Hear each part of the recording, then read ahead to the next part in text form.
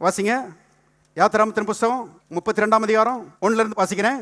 மோசே மலையிலிருந்து இறங்கி வர தாமதிக்கிறதை ஜனங்கள் கண்டபோது அவர்கள் ஆரோனத்தில் கூட்டம் கூடி அவனை நோக்கி, எகிப்து தேசத்திலிருந்து எங்களை அழைத்து கொண்டு வந்த மோசேக்கு என்ன சம்பவித்ததோ அறியோம். ஆதலால் நீர் எழுந்து எங்களுக்கு முன் செல்லும் தெய்வங்களை எங்களுக்காக உண்டு பண்ணும் என்றார்கள்.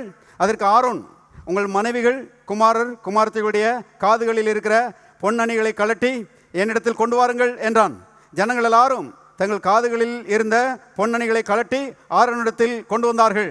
அவர்கள் கையிலிருந்து அவன் அந்த பொன்னை வாங்கி சிற்பக்கருவினால் கருப்பிடித்து ஒரு கண்டுக்குட்டியை வார்ப்பித்தான்.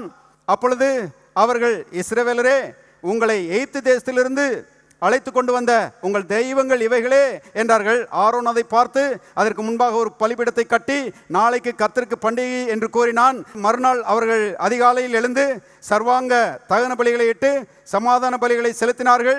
பின்பு ஜனங்கள் புசிக்கவும் குடிக்கவும் உட்கார்ந்து விளையாடவும் எழுந்தார்கள். அப்பொழுது கர்த்தர் மோசையை நோக்கி, நீ இறங்கி போ, எகிப்து தேசத்திலிருந்து நீ நடத்தி கொண்டு வந்த உன் ஜனங்கள், எல்லாரும் சேர்ந்து வாசிங்க, தங்களை கெடுத்து கொண்டார்கள்.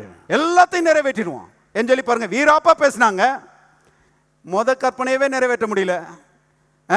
விக்கிரகத்தை உண்டு பண்ணி பாருங்க, அதுக்கு பணிஞ்சு கடைசியில் அங்கே பாருங்க உட்கார்ந்து விளையாண்டு பலவிதமான பாவங்களை செய்து எல்லாம் பாருங்க வீணா போச்சு. எப்போ கர்த்தர் சொல்றாரு, ஜனங்கள் தங்களை கெடுத்து கொண்டார்கள்.